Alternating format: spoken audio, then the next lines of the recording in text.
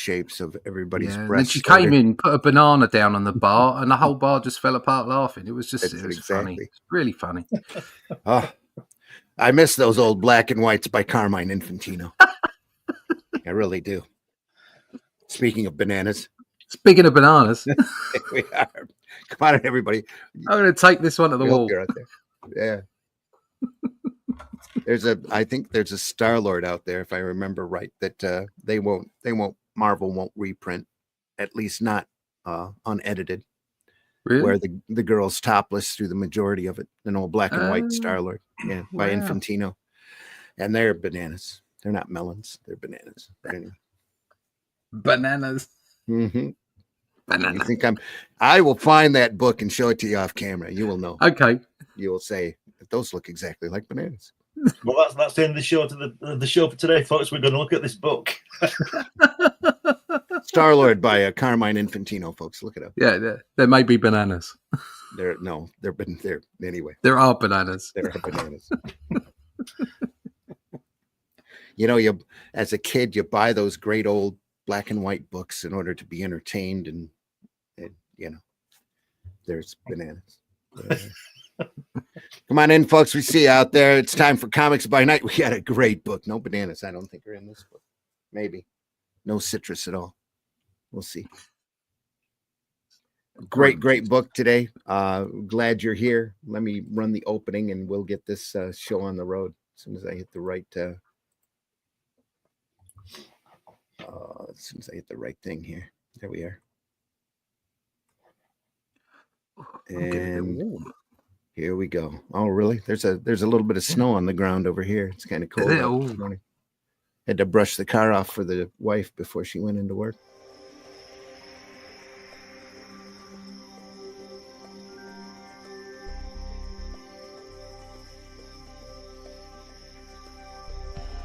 What was that? This is not a charade.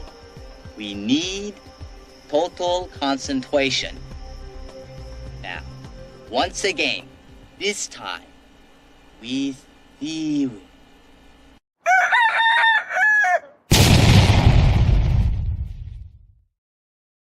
That's right, folks. Comics by Night. Glad you're here on the Indie Comics Network, Comic Book Black Belt YouTube channel, and the Randy Zim YouTube channel. Go over there and hit like and subscribe, ring that bell, do whatever you have to do. Any interaction with those sites just helps our algorithm. We're so glad you're here. The chat is open. We are live this morning. It's 5 a.m. where I am here in fantastic snowy Michigan. And we wish you the best. We've got a great book, like I said. I'm your host. You can find my work over at arrowcomics.store or Barnes & Noble or Amazon. You can find Shadow Kingdom there. The Atlantean #1 is at the printer and will be fulfilled here within the next couple of weeks. Can't wait for you to see that. It's an original story based off of the characters from the Shadow Kingdom. Currently knee-deep, hip-deep into #2, actually. So it's all good. Can't wait. What? Well, that's what farmers are. Knee deep in #2. Knee deep in oh, okay. Yes. Unless they put here we're hip deep in #2. Here we go. Lots of #2 here, folks. It's my juvenile humor. Yeah. It never left me. Real funny. Anyway. We're all Beavis. We're all Beavises at heart. So look at our things. Every time I hear somebody say something is fire, I just kick into Beavis and fire. Yeah, folks, we really appreciate you being here. Again, you can find my stuff over at arrowcomics.store. Go over there and take a look. All sorts of different stuff. I like all sorts of comics. Also joining us this morning is Mr. Glenn Fleming. Glenn, introduce yourself, please. Hi, everybody. My name's Glenn Fleming, and before we start, I want to squash a rumor. Some people are putting around that I've written a book. That's not true. I've written 12. Yeah. And they're all on Amazon. And most relevant to this show, of course, is this one about my visit to see the late great Jack book. Kirby at his home. Thank you. At his home in Jack Kirby, in California. Home in Jack Kirby, yeah. Yeah. I also draw things occasionally. And sometime in the next 100 years, this is going to be coming out. It's been ready for longer than that, and it's all finished and ready, and it should be coming out soon. But if you go to fundmycomics.com, you'll be able to get this. That'll give you a little prelude to what that other book's about. This features the origins of my character Hatch. It shows you published and unpublished work, and I think it's a really good read. So look at that. And occasionally, I've been known to publish this, which is a 100-page magazine about comics, featuring articles and interviews, and Russ and Randy have been in it, and lots of other people have been in it. Check it out, all on Amazon. Here we are. Also joining us this morning is Mr. Russ Leach. Russ, introduce yourself, please. Hello. It is. It's 8 minutes past 10, or 5 to the apocalypse here over in the UK. We're doing fine though. Nothing terrible's happened that we can't get over. Which apocalypse? Yeah, there's another election in 4.5 years. Something will happen. We won't be around then. We might not be around by then. No. Although my mutant brothers may well vote for me, which would be lovely. Yeah, I'm an artist from the UK. I draw comics. Most recently, The Atlantean, which was up on Fund My Comic, and will be out to retail soon.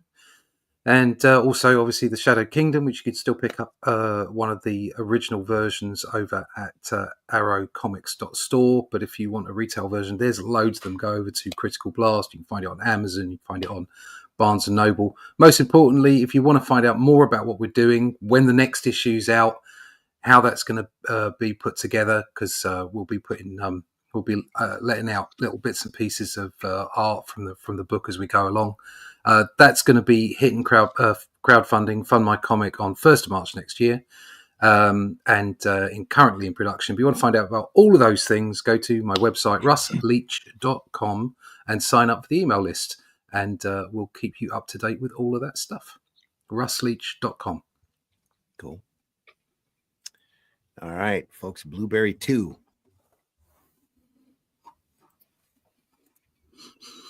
Charlier and Moebius. Chalier. Charlier. Jean-Michel Chalier. Chalier.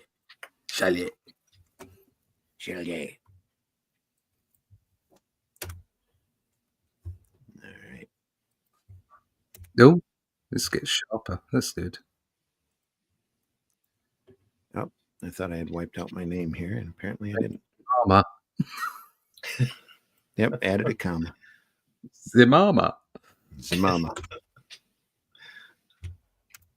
There we are. Oh, dear. Epic reprint volume. Fantastic volume. Done in 1987, I believe. The original copyright's 1969. This volume was 1972 and 73. Now, once again, like we were talking last week about the style change from Moebius, if you put that in front of me, I'd have been more likely to say it's Wrightson. Yeah, Bernie Wrightson. Yeah. Oh yeah, that Moebius piece especially. Yep. Yeah, it's just like it's like, wow, what am I looking at? Brilliant. The spotting of the blacks. It's just Almost photographic. Yeah, it's great. Yeah. Wow, look at that. Book 3, Ballad for a Coffin. You know you're out in the desert. Yeah. Or on Mars. Yeah. Or on Mars, yeah.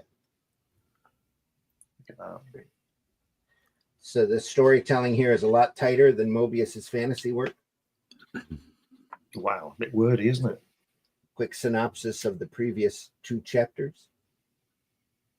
If you look long enough, you see a guy in the background with a cigarette. Yeah. Yeah, The first bump. absolutely. Gotta look long and hard. Yeah. To see him. Yeah. So to speak. Yeah. Mm-hmm.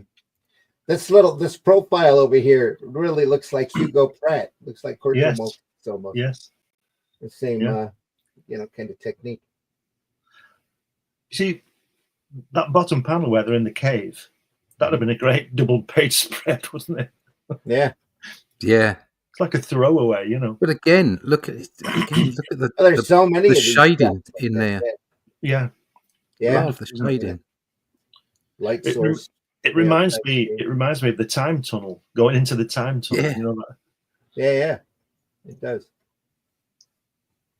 great colouring. That's it. Issue 3 of Atlantean all takes place underground. There you go. Yeah. It's great stuff. Look at that expression. Sitting on his head in his hands. So this was first published in 1969, and this is 1972. This reprint. Mm-hmm. Wow.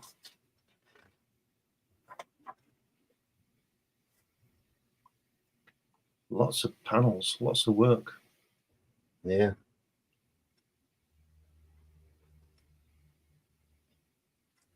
French must be a little bit more long-winded than the English. Look at all the extra space Yeah. here. I like the way that I've noticed last week and today in this first few pages that Charlier likes to tell a story, doesn't he?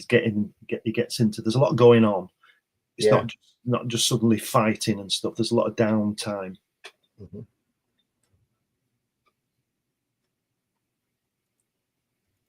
When I say down, I mean not fighting. Well, these are definitely, like novels. They're really Yeah. deep reads. Meant to Yeah. be. Fantastic. It's interesting he opened that gutter here, but he didn't open the top of the anchor. Got to keep it interesting. Yeah. Same up here. It could have been Yeah, I'm not a fan of that open. tails are bumped. I don't like that kind of thing. Yeah. Oh, he's going to get annoyed at our book. There's a few of them in there. I really like the way Simonson, or it's probably think John Workman who letters Simonson's work, does it. That open. Yeah, he does. Yeah, he does. Yeah, I know what you mean. I don't care for it really. I think it detaches the text from the image, but that's just me. I think there's too much white space around everything, but Here? Yeah, I always said it's probably the translation, that isn't it? yeah, Yeah, probably. Yeah. is. And if they'd have done the font size a bit larger in that one, it would have been smaller in the other. You know, and that kind of. Yeah. Well, they had to get the right font size for the whole thing, didn't they? So Yeah. Shuffle and reshuffle. Yeah. That paw. He shot his horse. And again, these are done in half page. Yes. Probably Yes. the original laying sideways. Yeah. That's why it was so tight on this. And all this background work. Look at that. It's beautiful.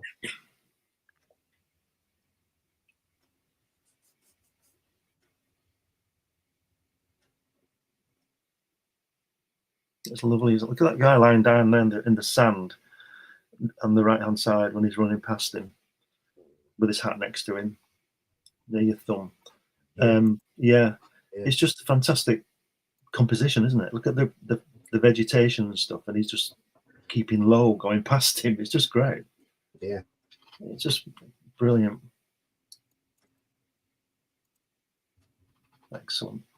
So he blew out the front of his gun, it looks like. Yeah. There's always a guy in a white hat, isn't there? Like in there, Blueberry. in Sundance Kid. There's always that guy after them with a white hat. Draw attention. Yeah. Look at the stance here, though. It's great. Bent knee.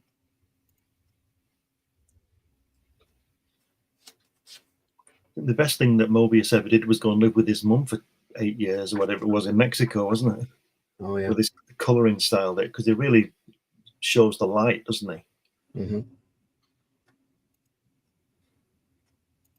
A lot of the Western paintings that I've seen, like Remington's and that, have a really hard, bright color palette to them.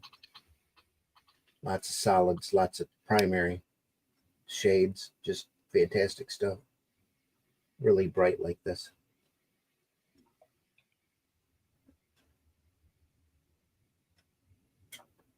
And 13 panels on that right-hand page. In fact, 13 panels on each page. Yeah. Yeah. But really, though, it's a half a page. You know, it's Yeah. like Starhawks. Right. He's really probably working in chunks. Yeah. Would have loved to have seen how this was printed originally. Look at that work here. Was it in a newspaper originally? I thought it was in a magazine. Right. It's like Tintin at the Hergé.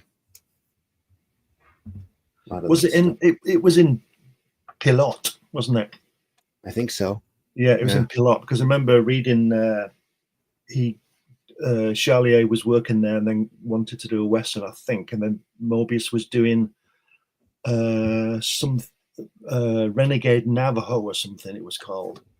Yeah. And Moebius was working on that, so they got together and produced this, and then I seem to remember Charlier had a falling out with the editorial and left and went to work in television, I think, television or advertising or both. For about 10 years, and then came back, and carried on with Blueberry. As I Is that understand. when they did the Young Blueberry material? I don't know. Yeah, because there's older material that has the main character younger in it. Right. There's another set of about 5 or 7 volumes like that. Young Blueberry.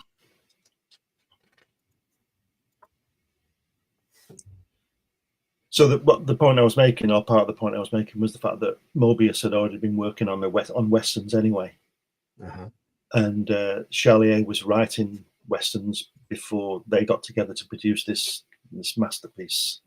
Mm-hmm. But like it all happens, somebody falls out with somebody and they leave, don't they?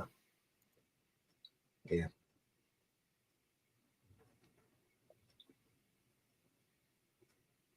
Those rocks on that first page there on the top, the right-hand page, the first panel, those rocks look really organic, don't they?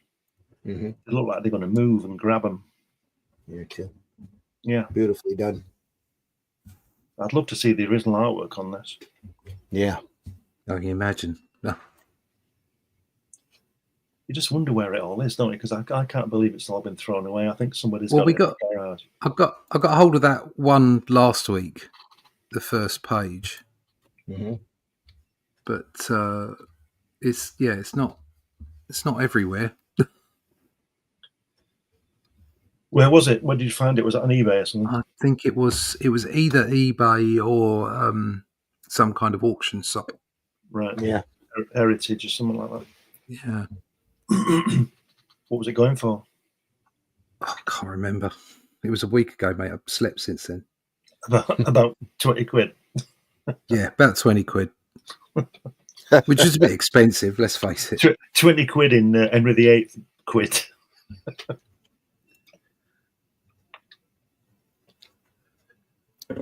I still can't believe somebody paid $960,000 for the first appearance of Deadpool. Yeah. Okay, no. I'm going to say somebody's got a lot of money, but they had a lot of money. That's an investment piece, I'm sure. Yeah.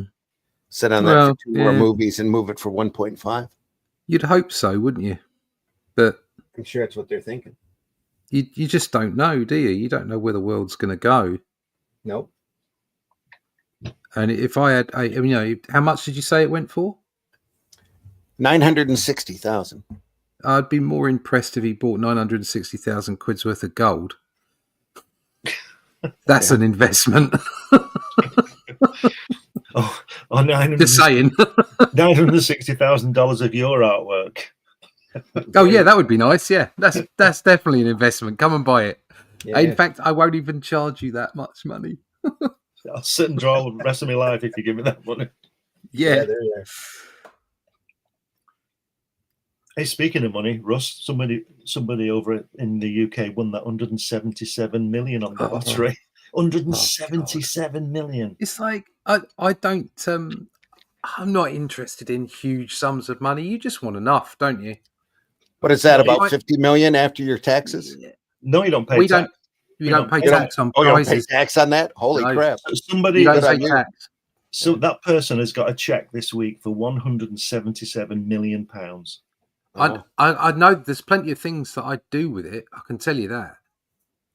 First thing I'd do is build a dojo, and I'd gift it to the federation that I train with, and then same time I'd probably find some local charities. So not big charities, local charities. You know, like people that are doing stuff with scouts or Make a young difference. kids or like that kind of, or even looking after old people, whatever. All the things that you think about. Do you know what I mean? I'd definitely distribute plenty of cash to those people because you don't. How much do you need? 107. Would you say 117 million or something? 177. 177 million. Yeah, I mean, you could give 77 million away and you'd still have too much money, wouldn't you? that's right. Yeah, I'd have a house built for 77 million. Over here, if you wanted the quick payout, they'd pay you. They would normally pay you out over 30 years, so that whoever owns them is making interest on that money. But they'd split it up. They'd split it up into 30 payments. If you want the instant payout, it's about half. So you'd get about 80, 90 million. That's just, I don't get that. Oh, no. Surely that's illegal. I'm not done. And then that 80, 90 million is taxed by the IRS, by the federal government, which is about 25%. And then depending upon the state, you're taxed again. And that's another between 5 and 15%. God. So you end up with about a quarter then of the original. Yep. Yeah. Great. If you want the instant payout. If not, then it's all just a slow, I don't think split over 30 years. And I don't think I'll be here in 30 years.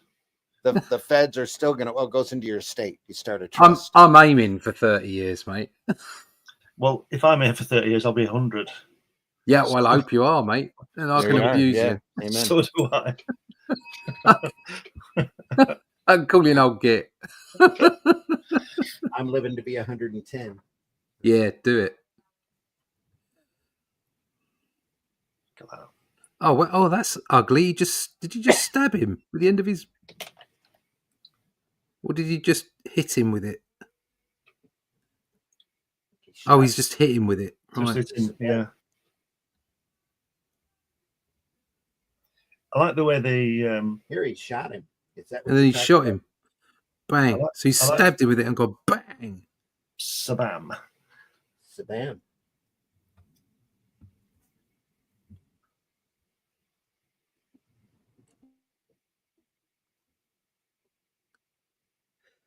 Look at the red Lovely on the stuff. top of that on the last panel on the right hand page. Look at the red on the top of that rock. Yeah. Fantastic. Yeah, and the way he's graduated it up there. Yeah. Here. Yeah. Yeah. And they drop the word balloons over it. It's best part on the page. Yeah, I would say it's a pity that the word balloons are over the top of that because it's not really giving it room that it deserves. Focus. I like the way the guys are really, really heavily tanned and the girls, They're still light skinned. Yeah, like the Marilyn Monroe type of thing, keeping out of the sun, Yeah. And this guy who is shot, the Mexican guy is shot, he's really sort of cartoony. He's even more cartoony than the rest, isn't he? Yeah. They've got a little arrow down the bottom there. Yeah, not good. I don't think he needs it. No. I wouldn't read that top panel and go straight to the right panel. No, I wouldn't know. I'd come down and then go left to right. So I'm trying to look at where what arrow are you seeing?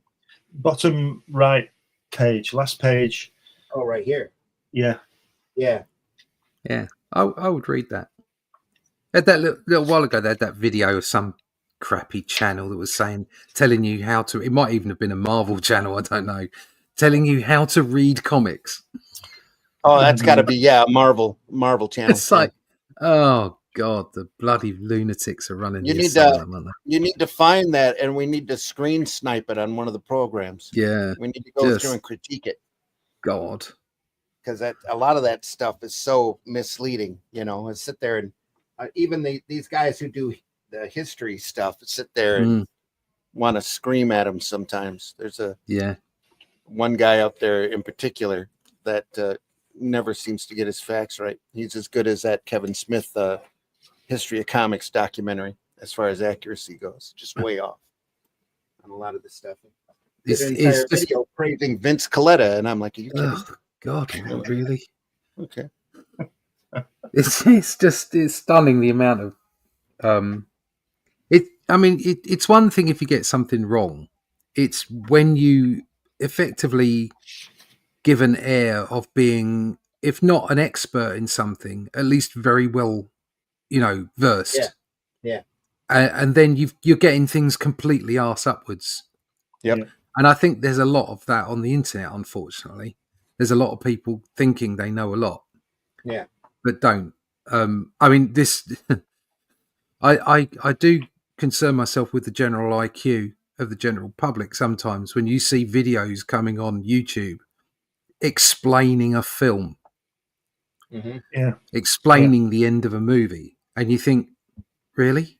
You didn't get that for yourself? You didn't know that already? Just it's the worst pretty thing obvious for me, it's a movie. The worst thing for me is when people have to be told before it happens. Yeah. I said before, I can never work out why people want to know what happens at the end of the film. Oh, look who's in the chat. It's Marv. Marv, buddy, how you doing? Good morning, everyone. I'm on my coffee break. It's been a while. It has been too long. Lovely to hear from you, Marv. I want to congratulate Randy and Russ for the Shadow Kingdom. Great book. When can I get the Atlantean on Amazon? Take care. Soon. As soon as it's printed and they list it up there on Amazon, Marv, it'll be available there. Yeah. So soon as our backers get their copies, then a slightly adjusted version will hit Amazon. So great to hear from you. Hope good. Yeah, I hope you're okay. Yeah. In Portugal, doing well.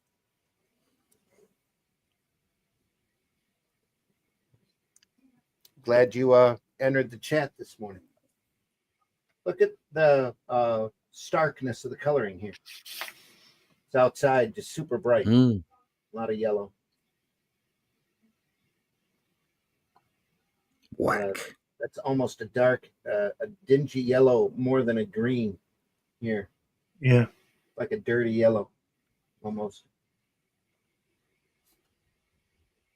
I was just looking at the top panel, two above that one where he slaps the girl, the way they're walking towards you with the horses, the way he's framed the main people by not colouring them. How good is that? I love that one on the right there with the cross. Here. That's a great panel. Yeah, it's really low lighting, isn't it? Stepping out. Does a lot. It's great too. I found it. That's great, that panel. Look at she's looking down and the shadow onto that grave thing, whatever it is. That tomb. That's so good. And the panel above where they're walking towards the church thing and the guys in purple. Yeah, look at that, the way it frames it. Yeah. That's just fantastic.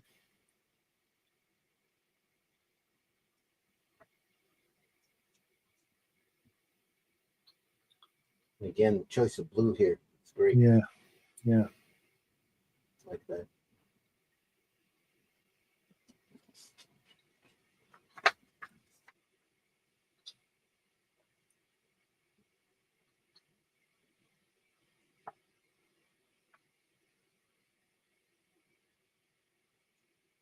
Again, look at that top left panel on the left-hand page, the first panel. That blue over that purple. How good is that? That's fantastic, isn't it? Tell me you're in a cave without telling me you're in a cave. Yeah.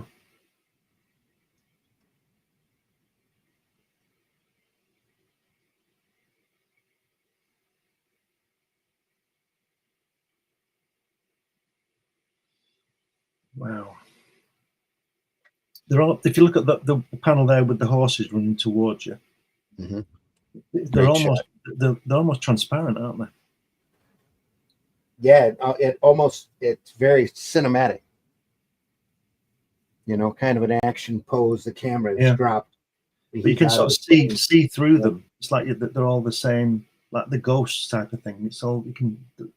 If you look at the rocks behind and then the guy underneath of the horses, it's the same color. It's like they're transparent. It's really strange. Really nice effect.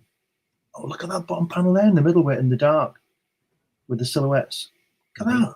How good is that? Right now, a little bit of dust here. Yeah. Just the right color combination to show they're riding by moonlight. You know, just dark enough.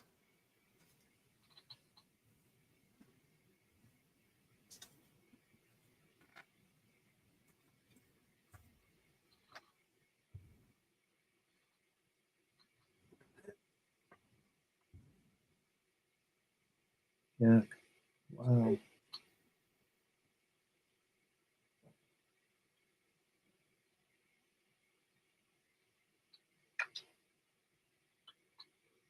Just amazing.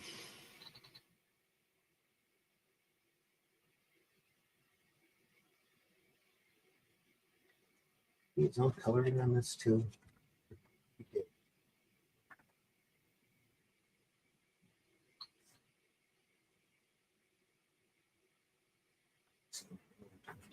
Sorry.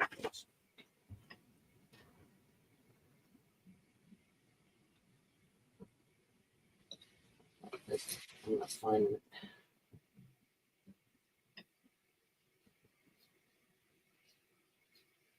Yeah, he did it. He did his own color on this. I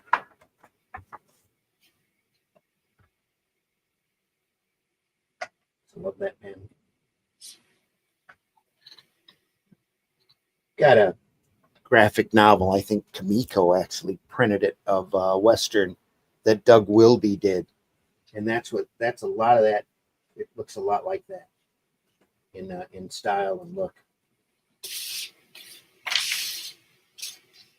I'll have to dig that out and show that off sometime real soon.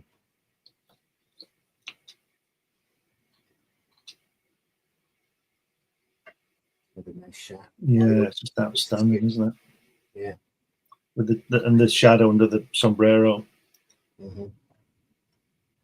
It's great.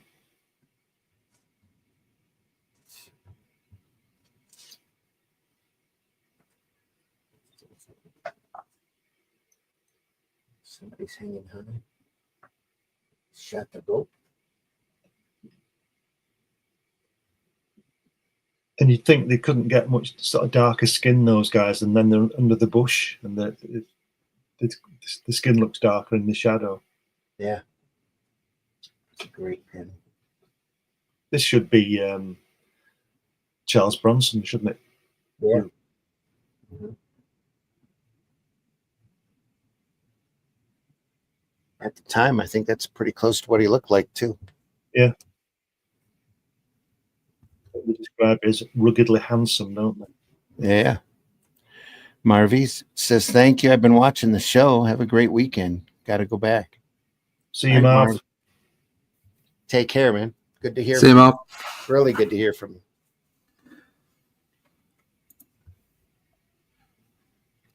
I'm not sure about this paw thing for the gun. It sounds like they're shouting the dad.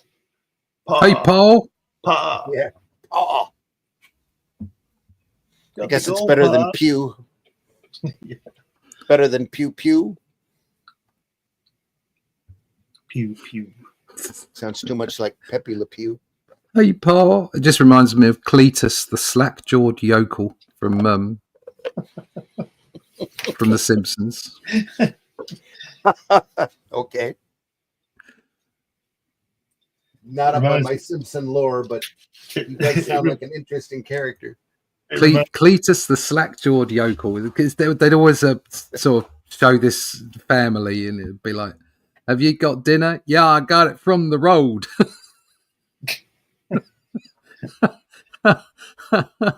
or they'd have like 15 kids and live in a truck or something. It's obviously a caricature, right? Mm. No ground, no background. Just a little bit of, couple little dots just to show there's some dirt. That panel below it looks like a photograph, doesn't it? Doesn't it? It's amazing. Yeah. Yeah. That's why you got to love comics. Yeah. Just look at what you can do. Mm-hmm. The fact that you can have that white panel with them just trotting through space like that. That's an example of why this is not an illustrated book, but a comic strip, sequential art, because it's all about the story. Yeah. It's not about the fact that you can't see everything in every panel. Yep. Sequential art. Mm. Guide your eye down to. That over on the far right, the girl with the blue face, that looks Yep. a little bit AXA-like, doesn't it? Yeah, it does. Yeah, Yes. Yeah. Yep. Romero. Does look a bit Romero. I was thinking down here, this to me, this looks a little bit like Dale Messick from Brenda Starr, Reporter. It's kind of got that almost that look of that feel to it.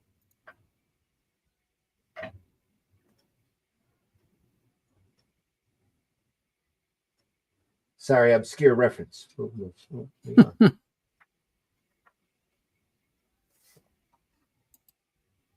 Yeah.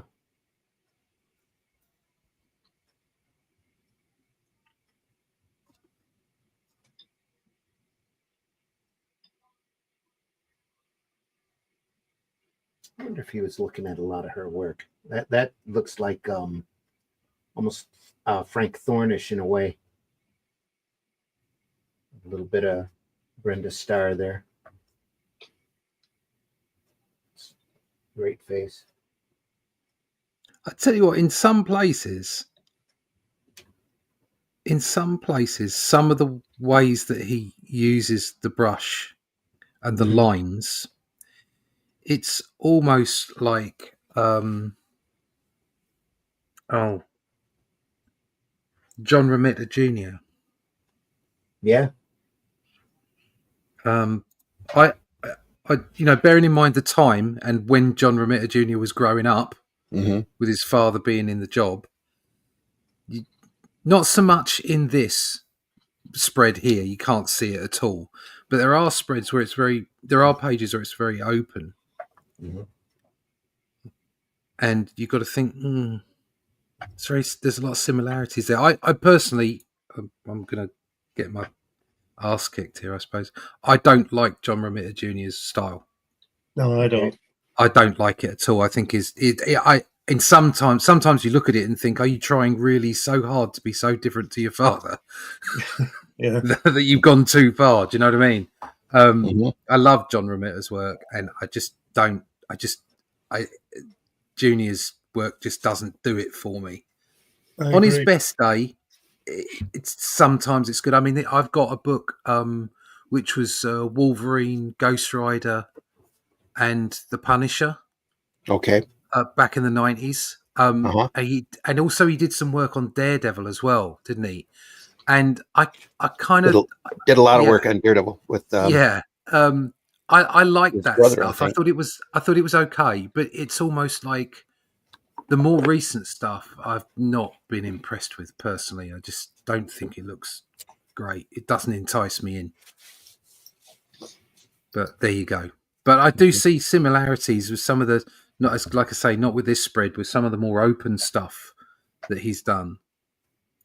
Yeah.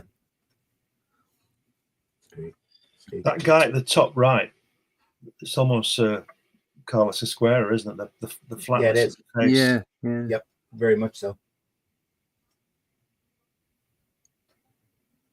I mean, when was this done? 70s? 69. 69. Right, okay.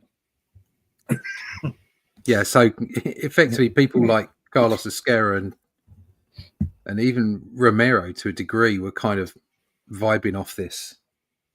Probably. This would have been a very popular thing, wouldn't it, in Europe? I mean, yeah. I think a lot of people would have had this. Romero was around before this, I think. In the mid-60s. Yeah, what I meant by that is there's a lot of, like we were saying, where artists come up together and they're kind of vibing off each other Yeah. rather Same. than Same influences. Yeah. rather than being inspired by. Whereas And later don't, artists and don't would have forget, been inspired. So, don't forget, all three were living. Square's Spanish, yeah, Romero Spanish. This guy's Yeah. French. yeah. So it's not too far away. Yeah, No. but it's that whole European hub of Yeah. comics as well, Yeah. isn't it? Yeah, like Yeah. in the same way that there were guys in the States vibing off each other, or the guys in late 70s with the 2000 AD all vibing off each other. You had that kind of thing going on here, I think. And there's a definite difference in the European style. Yep. Definitely. There's something, I don't know what it is about it.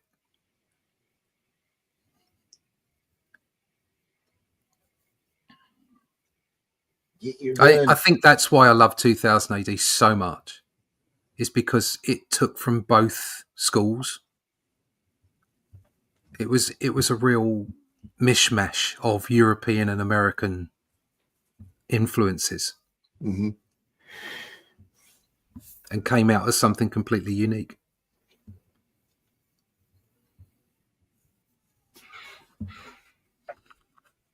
Get your guns. Yeah. That should be GIT, shouldn't it? GIT. Get Probably. your guns. Get your guns. Yep. And that guy at the top, the side view with the long hair, should be in Erie. Should be in Yeah. Tales of the Crypt, shouldn't they? Introducing it. Got here. Look at that wall on the previous page there. Open on the first page in the middle. That wall, that purple wall, Huh? right in the centre. Up, just up here. There. There you go. A wall. Up here. That thing that looks like a wall. Yeah. You see it? It's purple. It's just brilliant colouring. I think it's a wall. Back here. No, No. the wall there. You're Wall. pointing No, in wall. everywhere. You've been everywhere, but that wall. Yeah. The Okay. wall. There's a wall On the left, 1, 2, 3, 4th panel. That one. Yeah, the colouring on that is amazing. The Here. lighting on the top of it. I see what you mean. Yeah. And then the panel to the left of it, where the guy's drawing on his cheroot. That's fantastic, isn't it? The way he's breathing in his little cigar thing. Yep. Brilliant. Get your guns. Another great panel here. Get your gun. Oh, I never thought I'd see one of those cannon things at the old these cowboy films with Mexicans in it. The Mexican army always have a cannon like that. I never thought I'd see one in a comic. I'm surprised I didn't bring those to bear in Sundance Kid at the end.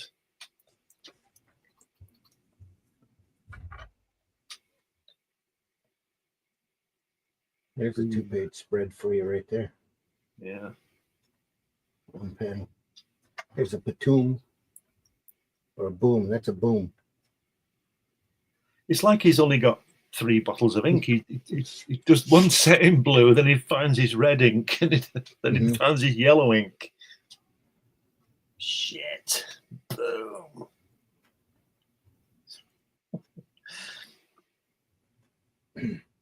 That'd have been difficult in the French one, that last panel. It would have been mad. That fits better.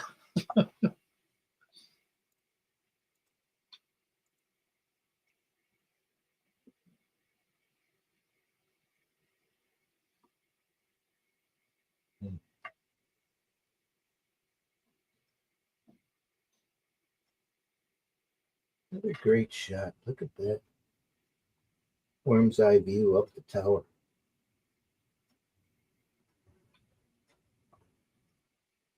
Just great. This whole sequence there is great. Do you know, as artists, we must be crazy. You know why? We draw these, not as good as this, but we draw these things like this, and we take hours doing all this detail and working it out and doing it. And then people just look at it for 10 seconds and go to the next panel. There's only people like us who go back and drool. You know what I mean? Because we know what the effort is into going to this. So I think But then, absolutely. Why are you driven? I mean, I could have got myself a much better paying job. Yeah. But I could have stayed in design. I could have stayed in code. Damn it, I could have gone and been a plumber. Yeah, but you'd have been bored. Yeah, there's something inside you that insists you must do this. Oh yeah, yep. It's I can't shake it. It took me, a lot of my career to work out that I couldn't shake it. Yep. And that was the end of it. And now I'm, I would imagine I'm poorer, for it as far as finances are concerned. I'm fortunate to have had a career like you, Glenn, that you did okay in, and I did okay in my career up until this. Well, I'm obviously I can't retire or anything, but I had a career prior to going into comics, which meant that I had sort of life capital, as it were, which meant that I could do it, and not starve. Yeah. Because it's got to be awful for younger people to do this. So, you still worked in a profession that was allied to at least what you wanted to do. Yes, I mean, at least I was in production and design. Is what I did. And that kind of thing. So that did kind of curtail it for the longest time. Because yeah, my family are the ones that are still here are still waiting for me to get a job as a mechanic.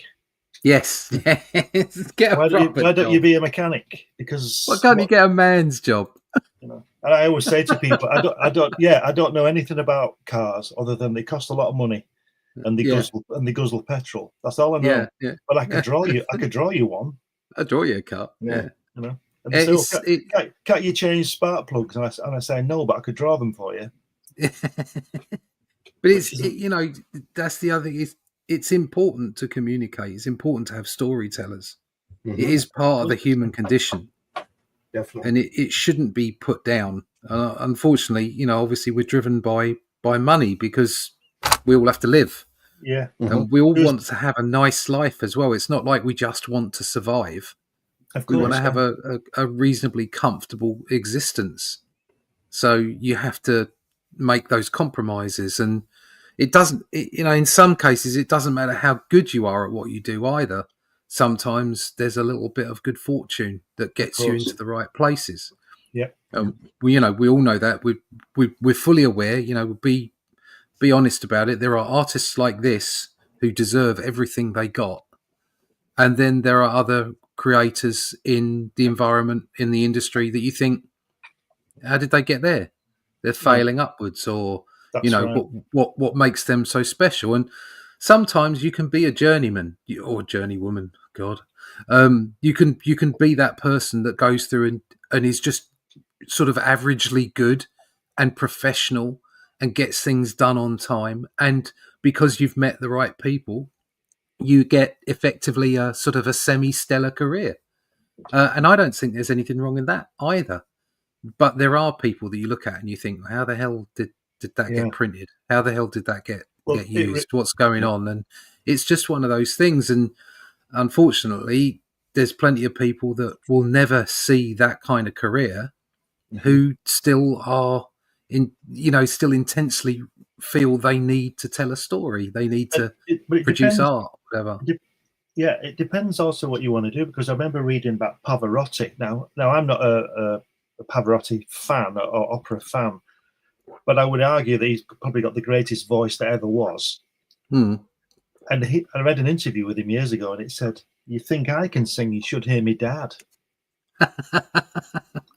And then it reminds me of that what we're saying about getting a real job, that Billy Joel story. When he was working, I think he was delivering pizzas or something when working in the clubs at night. And his uncle, he had there was a house party, and one of his uncles was there, and he said to him, "I hear you singing." I think he'd just gone professional in this club, and he said, "Yeah." And he said, "When are you going to get a proper job?" Right? 5 years later, Billy Joel's a multimillionaire, number one. And this uncle came to him and said, "Oh, you've got some money. Lend me $50,000. He says, "Tell you what, I'll lend you $50,000 when I've got a real job." Yeah, there you go. Which I think is brilliant. And Billy Joel says, "And you know, he's never spoken to me again."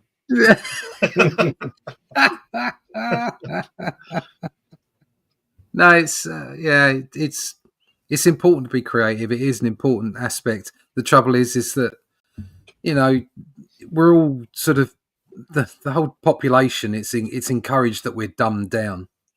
Yeah. And you know, people are just trying to survive, and you get this kind of societal sort of groupthink of, well, you know, you don't need artists, you don't need storytellers, you don't need creatives. And you know, I'm the first one to say I don't like celebrity. I'm not. I don't need an actor to tell me how to think. Just you know, dance monkey. That's what you're there for. But I see myself in the same way. I'm a creator. I you know, draw comics. I tell stories. It's not for me to tell anybody else how to think. No. I'm the monkey. I'm the art monkey, and I'm doing it for people's entertainment. And if I'm really lucky, I might inspire someone to do something for themselves or for other people while I'm doing it. That's the point. I think that's the point. Yeah. Another thing is that I've encountered this in lots of times in my career, and I bet you two guys have as well. Somebody will want you to draw them something, but they don't want to pay you, but they want the work. They want to hang it on the wall, and they want that. So they know the cost of it, but not the value, or maybe the other way around. But they, they still want that Kirby page on the wall, but they don't know who he is. They don't want to pay for it. They don't want to pay for it. Right. And well, it's art, isn't it? You can do this. It's easy for you because you know you can do it. It's like, well, no, you know, I know there's an argument to say some people are born with it and some people aren't, and but everybody can draw, everybody can write, everybody can sing, everybody can play a musical instrument. Doesn't mean they can do it well. Do you know what I mean? It's like I can play a guitar. Okay, I could knock out a couple of notes. I'm not ever going to be any good at it because I am not musical in any way, shape, or form. I have to try really hard. Okay, so you know, everyone can pick up that guitar. It doesn't mean they're going to be good at it, and it doesn't matter how much you practice. Some people just will not be good at it. So there is part of that is true that like some people are gifted, and you see that in comics occasionally. You see the odd people just rush through when they're really young, okay, and they've been brilliant forever, but it's very rare. Even the people that are really good, as we've seen on these podcasts, is that even the great ones, or a lot of the great ones, they had a journey. They started off not as great. Do you know what I mean?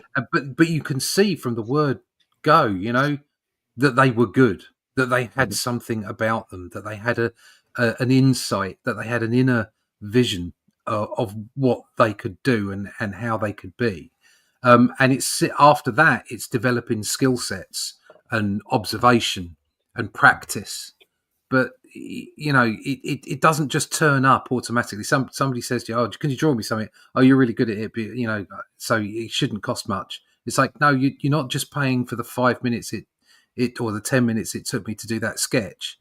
You're paying for the 20 years it took me to work out how lighting works and how lines work, and you know, all those things that go into making you an artist. Yeah. Before we turn the page here, I just want to point out, I think this is the first set of pages that I've seen that actually look painted to me. Yeah. You almost see the brush strokes working here. Yeah.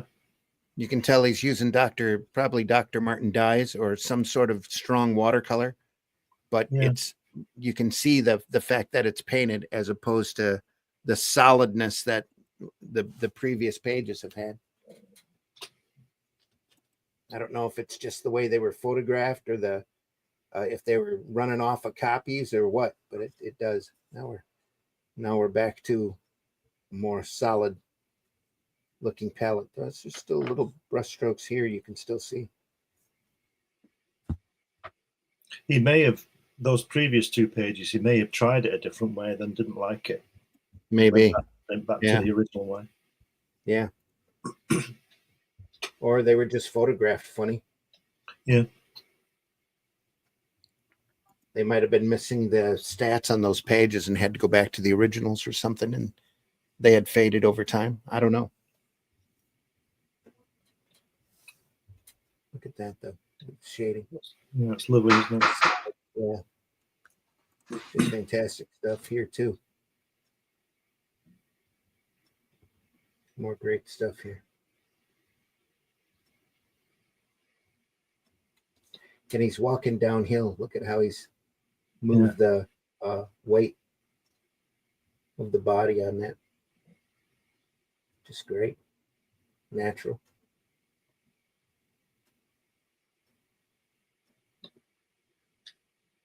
It's like they're walking into Los Eisley, isn't it? Yeah. It's about. Oh, bloody hell. Sorry. Jehovah's Witnesses at the door. Oh, cool. Bring them on. Bring them on. Yeah.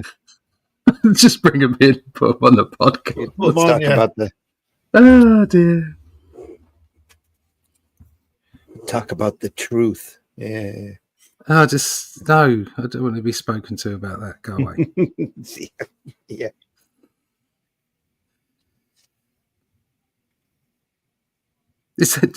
In all fairness, they've got a sales pattern. They said, "Hello, my name's such and such and such and such, and you weren't expected to see us this morning, but we're from the local Jehovah's Witnesses mission, and we're keeping it nice and light." That was what she actually said to me, and I went, "No, I'm not interested. Bye bye."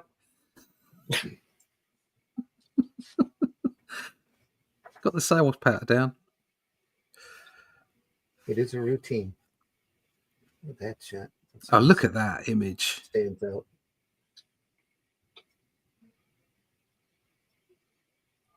Marlboro man there. Yeah. He's gone for the deep shadow under the hat as well. It's great. Yeah.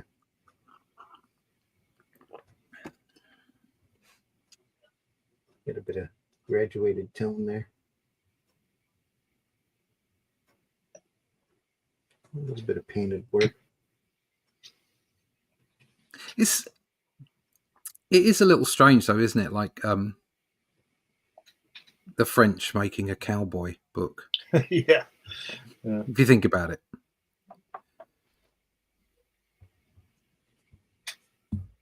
This Westerns, Mexican. Yeah.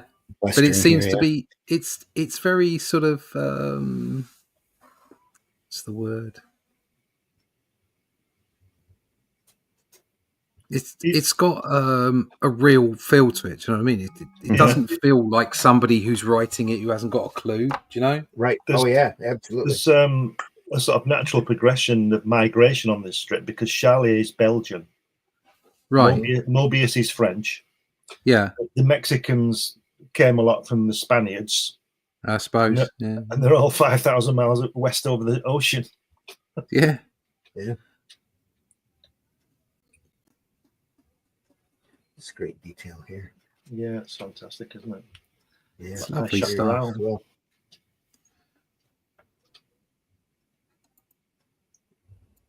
he certainly knows he captures that light, doesn't he? Yeah.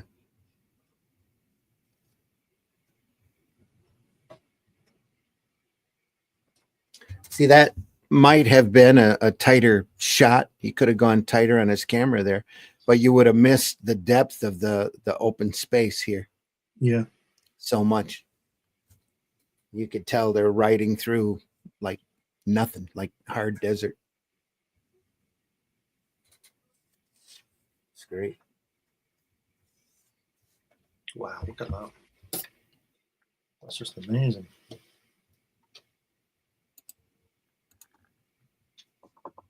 Yeah, it's great stuff. Look at that shot there on the left-hand page, fourth panel.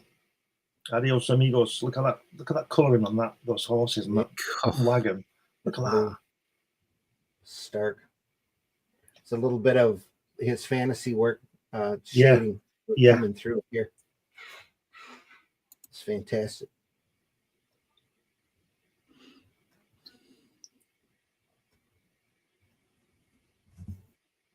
They should have put on that second panel. They should have put that word balloon in that empty space at the top so we could see that rock. Yeah. Would have been too far away from the action, though. We don't care. We just want to look at the pictures. I hear you. Just leave it black, blank. Just leave it blank and just let us see it going across.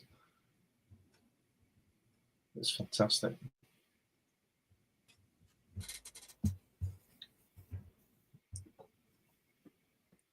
No sound effect needed. I've got a film of me colouring a hatch that's similar to this colouring. It's an hour long. I think I'll have to post it or bits of it. You can see how it happens, folks. Woo!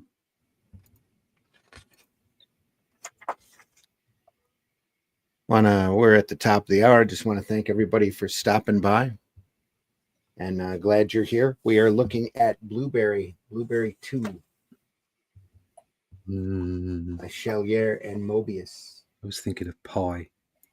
Look at that. Not 3.142. Blueberry pie. Mm-hmm. Blueberry pie. Had some great apple pie yesterday. It's Thanksgiving's all about. It's food and pie. Pie. I like Pumpkin pie. pie, lemon meringue pie, and apple pie. Still got a couple slices left over upstairs. So He's shouting you. yeah. No sound effects needed. Just action. It's great the way he's gone under the bridge to show you the ropes coming apart, isn't it? Yeah. And then he's still there where they fall down. Yeah. Yep.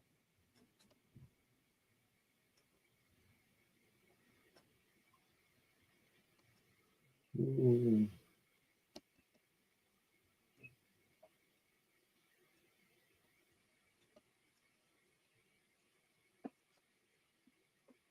What a way to go, eh?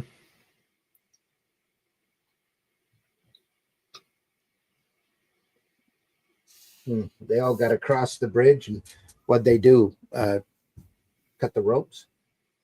Something, yeah.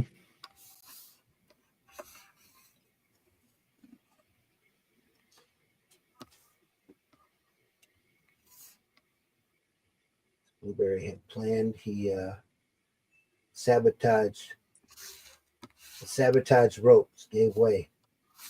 The weight of the thundering mob. Yep. It's funny. I always feel sorry for the horses, not the men. Yeah. Look at those rocks.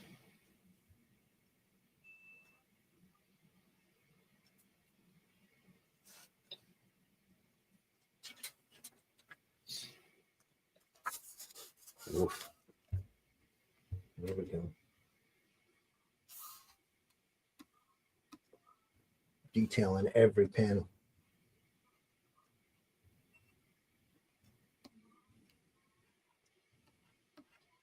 Paw, paw, paw. Lovely lighting. It's amazing, isn't it? That looks like from a campfire there. It is. Nope, they're in the mine again, aren't they? It's from lantern light.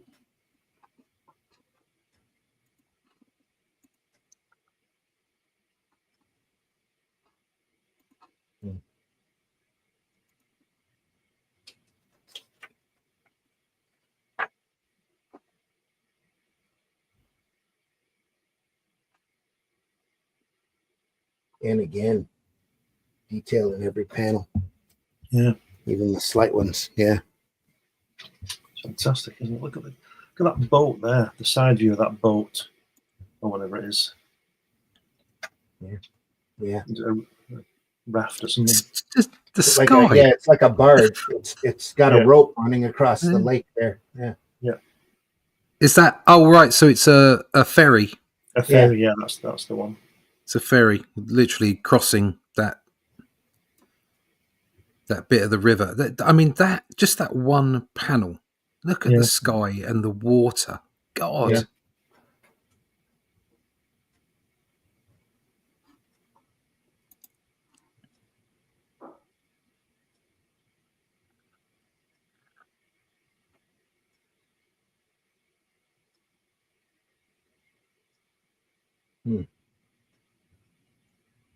Wow.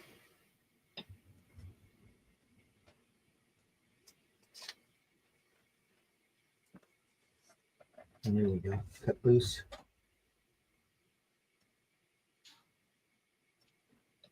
Look at that rain. Look at that. Yeah. Wow. Just And that amazing. and that panel underneath it as well.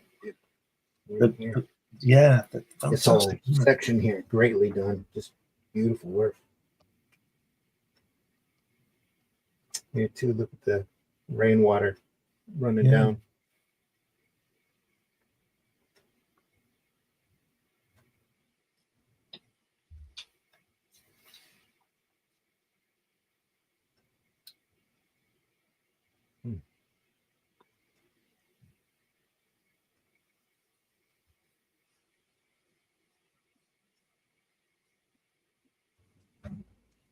Another great profile.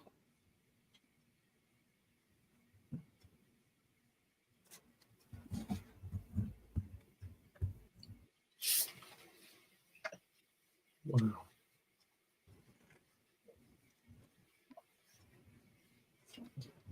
Fantastic sequence there. It's great.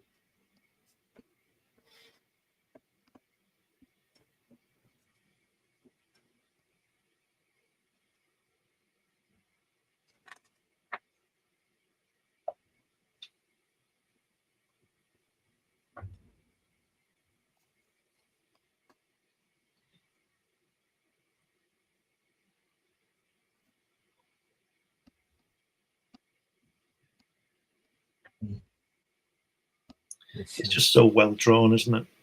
Oh yeah, crazy good. I mean, it doesn't need the color at all, does it? It would still be outstanding in black and white. Oh yeah. And then shadow work. Just beautiful.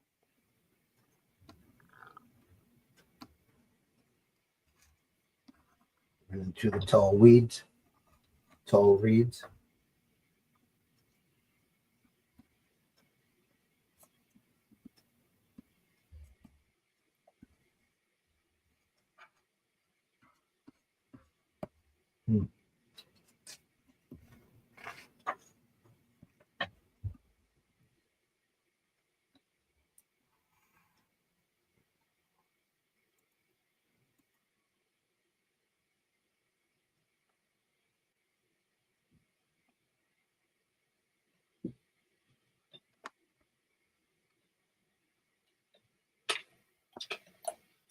The reference back to Blueberry 1.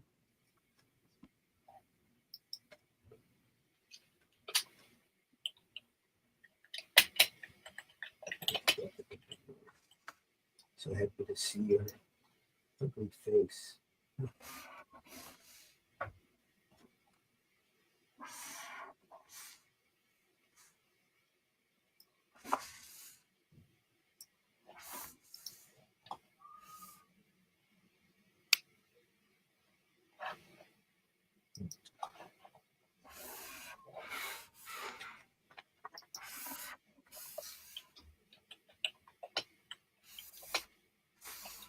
Oh, it's almost too dark there. Look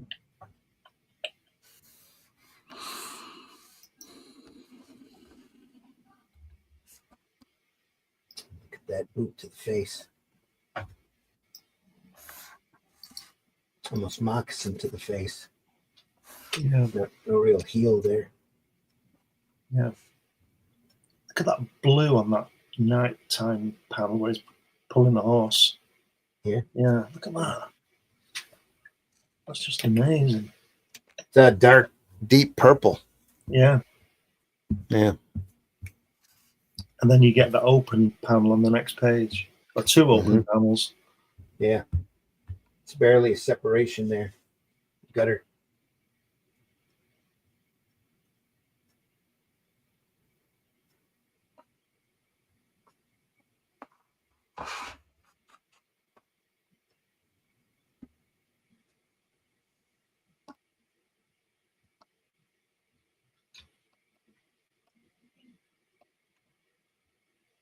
This is it, the Yankees.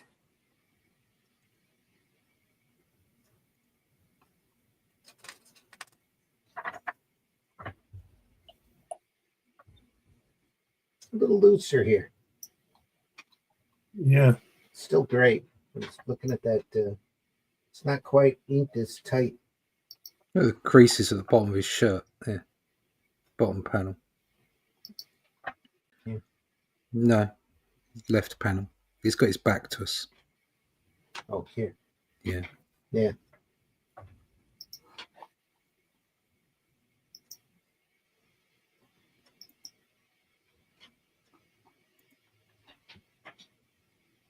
Got too much silence. We're just Sorry, stunned, folks. We're stunned into silence. All We're of just us. staring at the pretty art. So Yeah.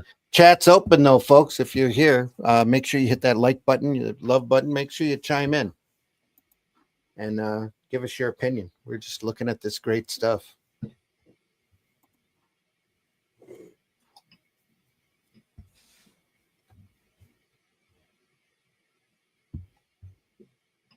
Oh, that reminds me. I haven't gone over to my Facebook page and read that up.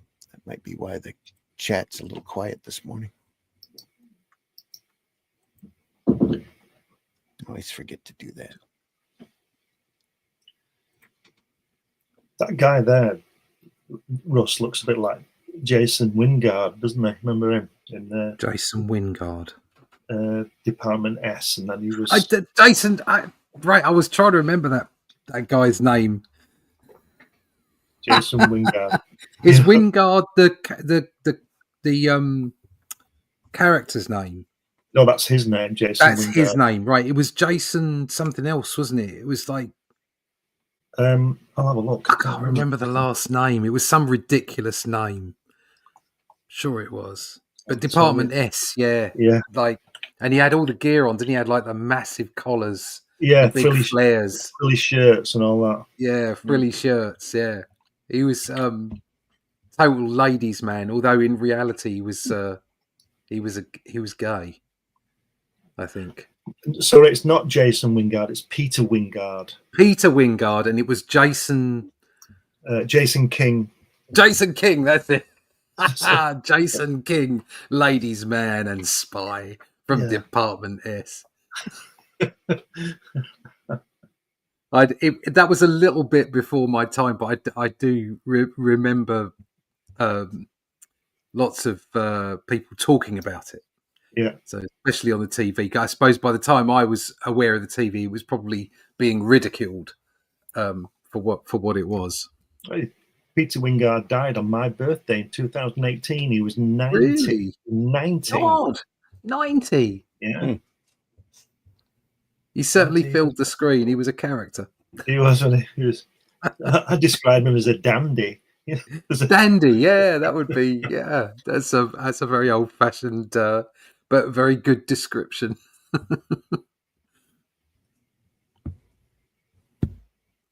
Oh, his real name, Peter Wingard's real name, right. is Cyril Goldberg. Cyril's so 70s, isn't it? He was arrested for gross indecency with a crane driver in a public toilet. Oh God! And he was fined £75. God, that was a lot of money back then. God, back in 1975 for a hand job.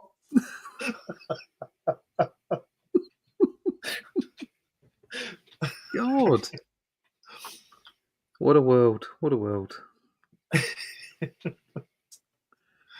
That guy's face over on the right there, the one with the massive chin. Very looks like Wolverine's brother or whatever it is. Sabretooth, yeah. Sabretooth, that's it. That Peter Wingard there, that drawing there, looks very Carlos Esquerra, doesn't it? Yeah, it does, doesn't it? That nose and the chin. So Moebius only ever did Silver Surfer for Marvel, didn't he? I think that's right, yeah, for Marvel. That's the only Marvel Universe thing that Moebius did, yeah. I think they missed a trick there. Silver Surfer was not appropriate for Moebius, in my personal opinion, but X-Men would have been. Yeah. At a certain era, yeah. Yeah. I think what happened was that he was surprised that he had to write the story. Moebius. Yeah, really? He wanted a script. I'm surprised. You'd have thought they'd have just given him a script, wouldn't you? Well, they couldn't, could they? Because the scripts, there were no scripts. I The art- see. Oh, right. Okay, from that perspective, right. Stan wasn't used to working off of a script at that point. Yeah. He wanted the artist to write it so he could put the words in. Yeah. Uh, And take all the writing credit. Yep. Wasn't it only 2 issues, that Silver Surfer book? I thought it was a graphic novel. I've got it as a hardback. All right, must be. I think it can't be more than 4 then. I wouldn't have thought. No, I think they sold it as a graphic novel. maybe. Yeah, it was just a graphic novel, I think. I think they started out selling. There was another Silver Surfer book that Lee and Kirby did that was before that they sold as a graphic novel. Buscema and Lee did one, didn't they? Judgment Day. Buscema and Lee. Yeah. I thought Kirby and Lee did one as well. Yeah, that was 1977. That one. Yeah. Moebius was 85, 6, something like Right. that. So the Buscema Lee one could well have been later 80s. Right. Yeah. I think I've got a first print. Hold on.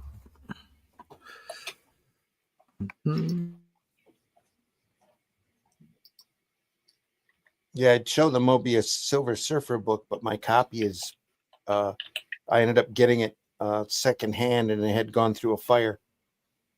So it's some of it's pretty You see, smoky. It's The covers are warped, and yeah, I thought I had beautiful. several issues. It is a separate comic because I've got issues 1 and 2 because I remember the different covers.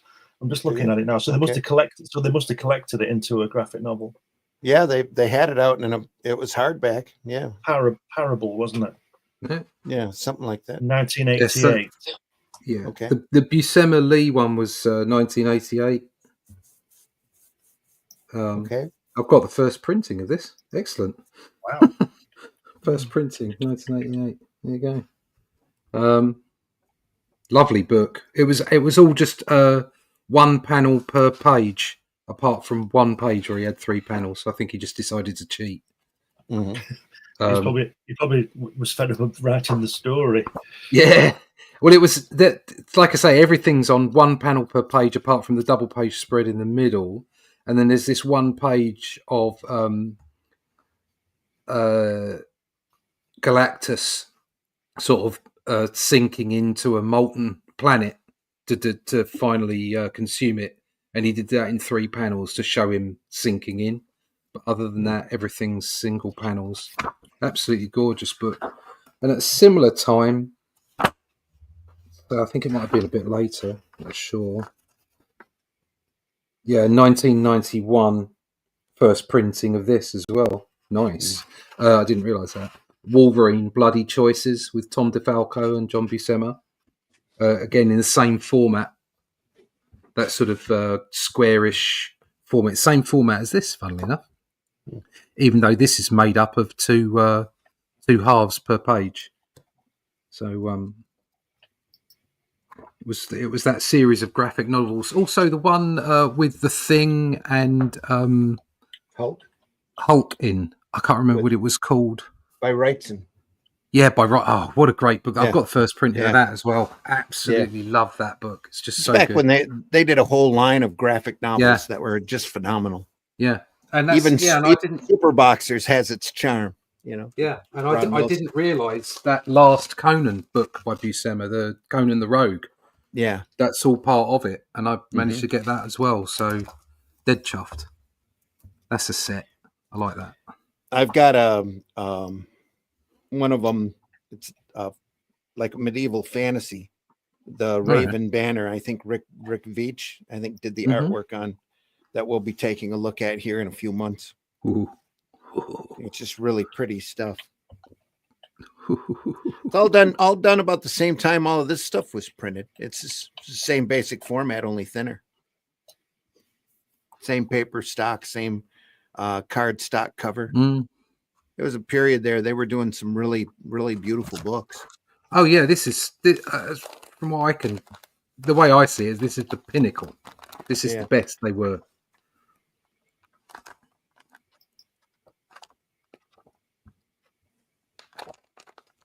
Certainly didn't get any better. No.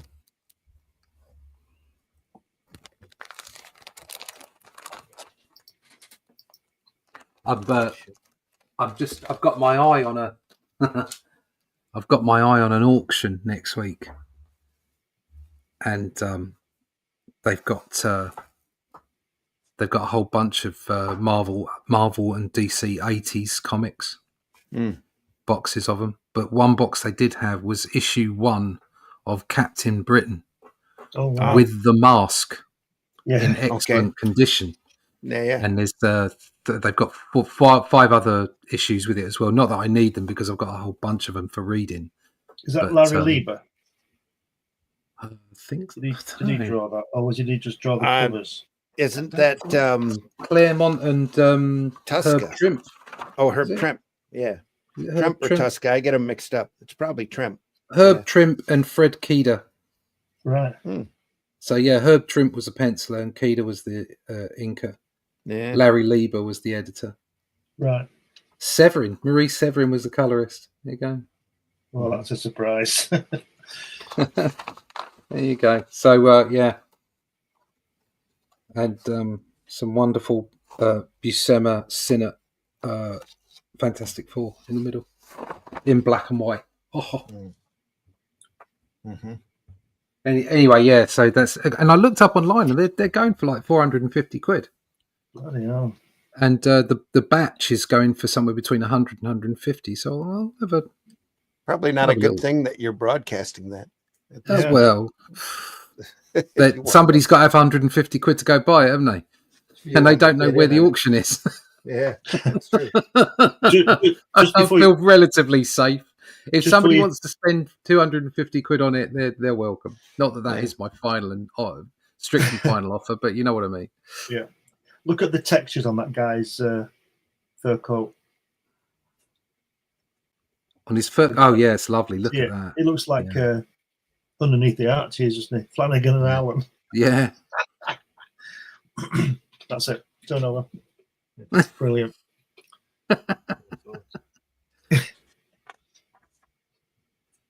Brilliant. Lovely.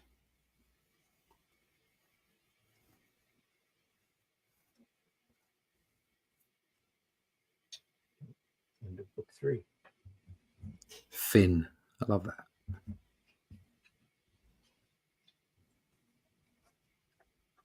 We got I think it's about halfway through. Yeah, about halfway through the book. Do we want to continue on and cover this next one? Whatever you want to do, yeah. We can leave it if you want, but we can. Yeah, I've got to get off on time today. Today. So, yeah. Yeah, I think we should leave it for next time rather than interrupt it. Unless you want to carry on with it. Either way, we'll just leave that page as a teaser. Then look at that. Yeah. Isn't that fantastic? We tease you. We tease you. Yeah. Again, it looks different, doesn't it?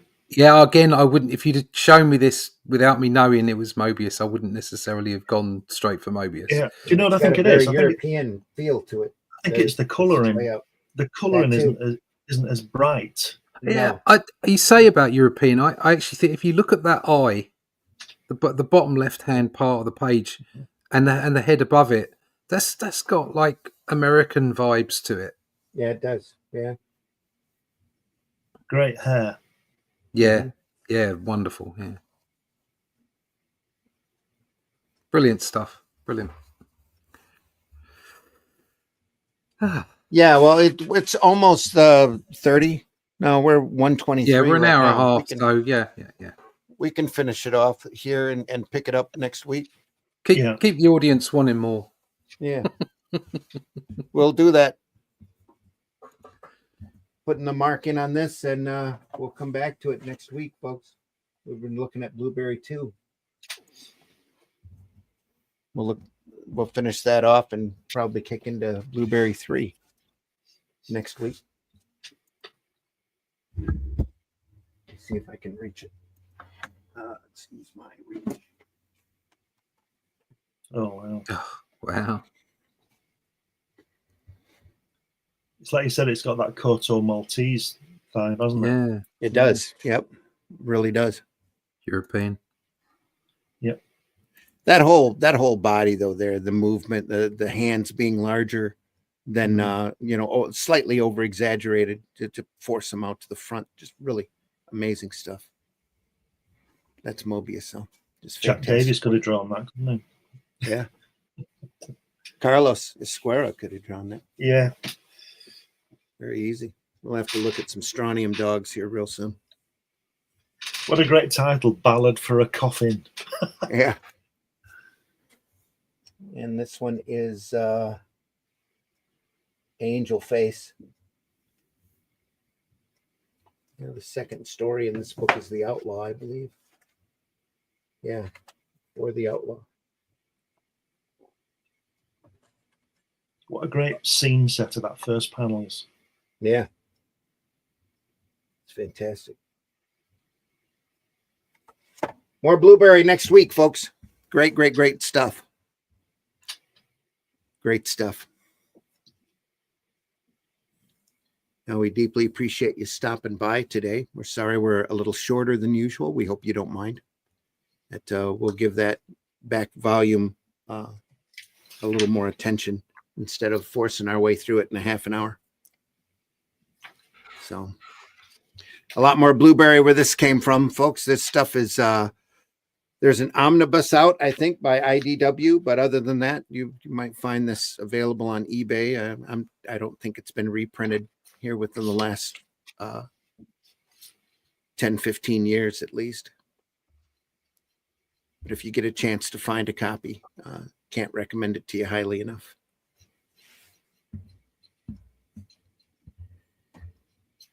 And we'll be back next week on this. So hope you stop by then. Same bad time, same bad channels. Russ, yeah. Russ, tell folks how they can find you. You can find me in the clutches of death. No, hold on. There you go. You can find me at russleach.com. Sign up for the email list there so that we can keep you informed of what's going on with the Atlantean. Issue 2 is currently in production. You can pick up a copy of the Shadow Kingdom over at arrowcomics.store, or of course just go to criticalblast.com or Amazon or Barnes & Noble or any good online bookshop. You can find it everywhere. The website I have will be changing soon so that we can go there and pick out a link for anything you want that we've got available. Like I say, Atlantean 2 will be available in the new year around March time.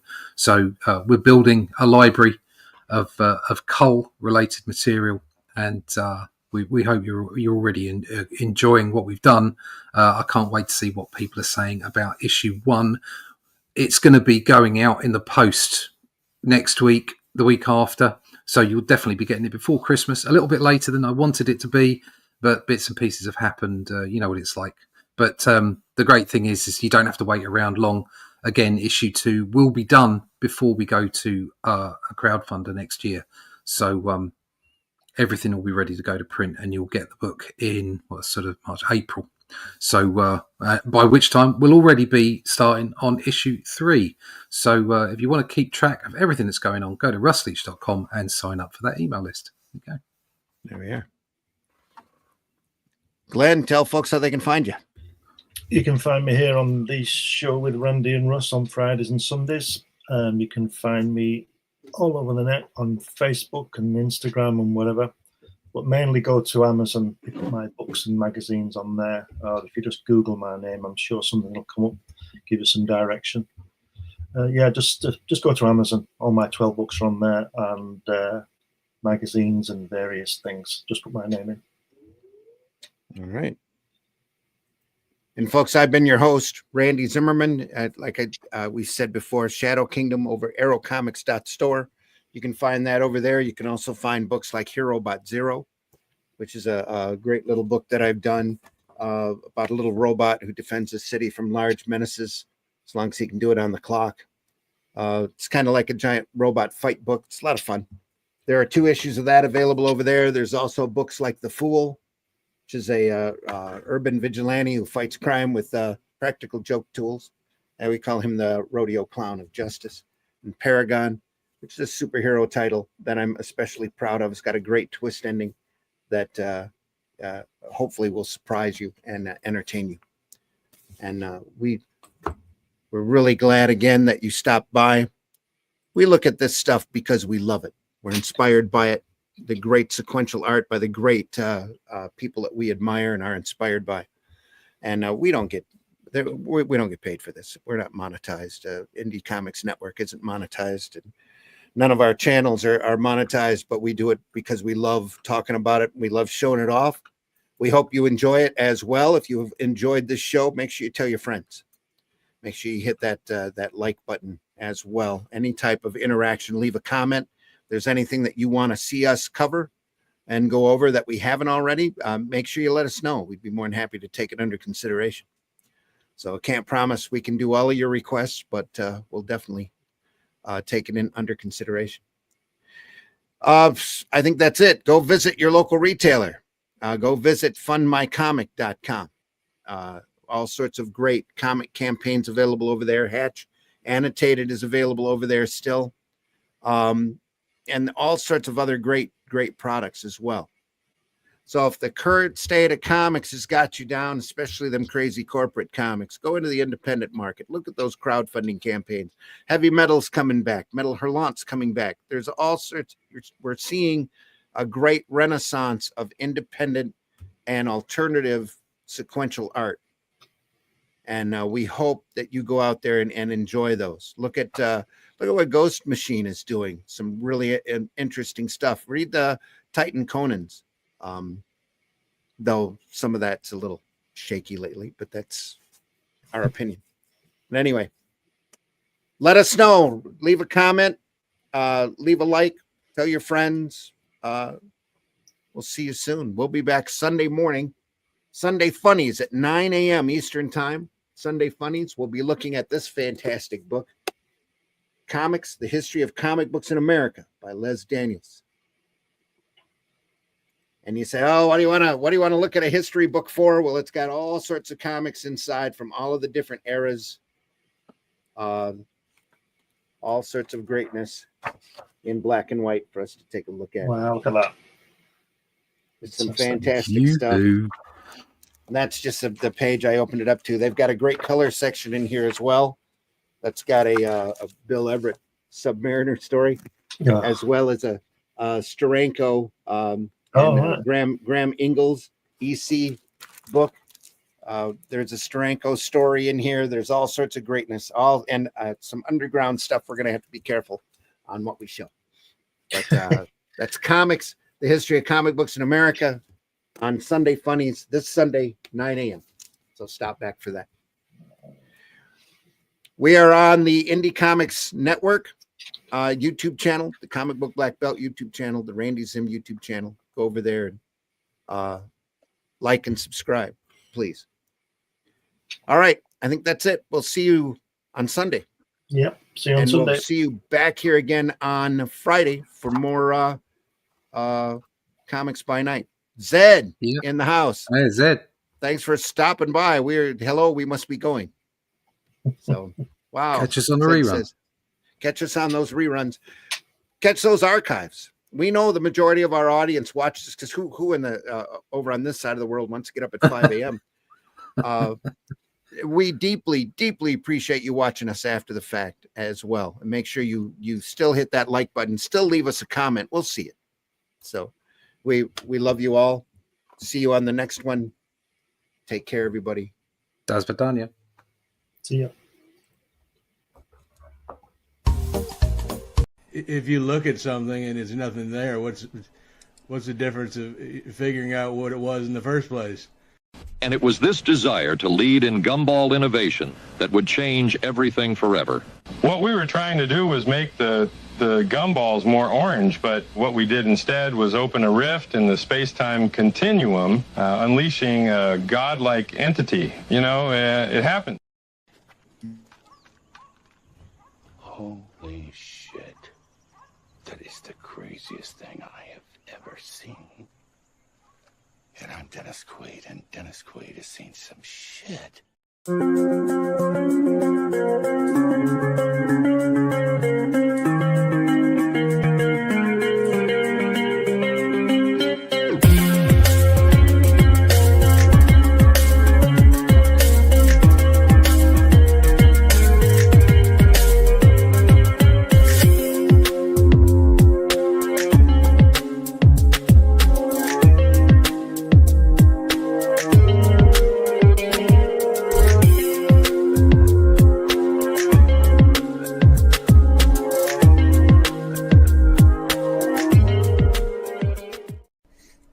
you draw the Flintstones naked, there's a market for that. Why? Because fuck them, that's why.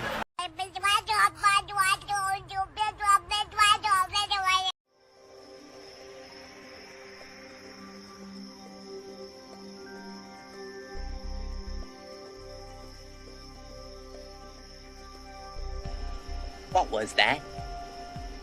This is not a charade. We need total concentration. Now, once again, this time, with the...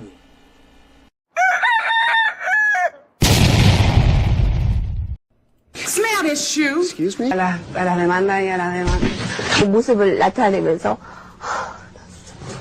Know how much I will not. kararına İstanbul Pendik Milli Eğitim Smell that shoe. 있고 bez niego nie. Ma'am, you want a whiff of my shoe? 333 041, ja się zmieniałam. Mach. Alles okay, wollen Sie gleich ans Expertentelefon gehen, Herr Ohm? Um Gottes Willen. Smell that shoe. Jasmine. Jasmine. Taste the biscuit. Taste the goodness of the biscuit. Taste the honey sauce. Taste the goodness of the biscuit with the honey sauce.